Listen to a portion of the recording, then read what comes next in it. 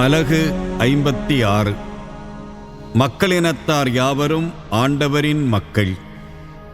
ஆண்டவர் கூறுவது இதுவே: நீதியை நிலைநாட்டுங்கள், நேர்மையை கடைபிடியுங்கள். நான் வழங்கும் மீட்பு அண்மையில் உள்ளது. நான் அளிக்கும் நீதி விரைவில் வெளிப்படும். இவ்வாறு செய்யும் மனித பேறு பெற்றோர். ஓய்வு நாளை தீட்டுப்படுத்தாது கடைபிடித்து எந்த தீமையும் செய்யாது தம் கையை காத்துக்கொண்டு இவற்றில் உறுதியாயிருக்கும் மானிடர் பேறு பெற்றோர். ஆண்டவரோடு தம்மை இணைத்து கொண்ட பிறவினத்தார் தம் மக்களிடமிருந்து ஆண்டவர் என்னை பிரித்து விடுவது உறுதி என சொல்லாதிருக்கட்டும்.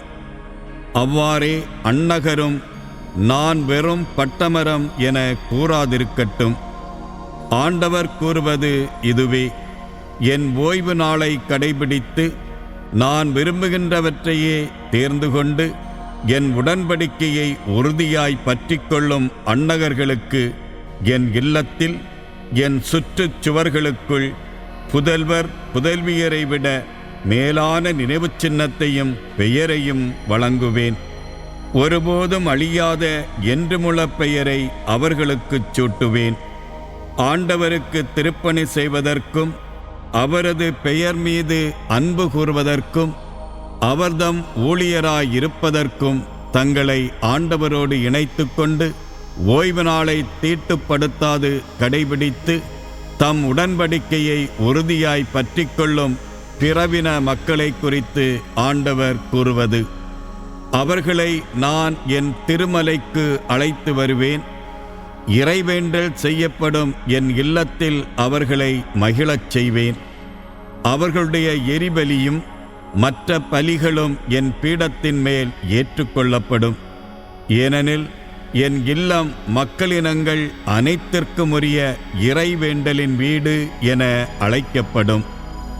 சிதறிப்போன இஸ்ரேல் மக்களை ஒருங்கே சேர்க்கும் என் தலைவராகிய ஆண்டவர் கூறுவது: அவர்களுள் ஏற்கனவே கூட்டி சேர்க்கப்பட்டவர்களோடு ஏனையோரையும் சேர்த்து கொள்வேன்.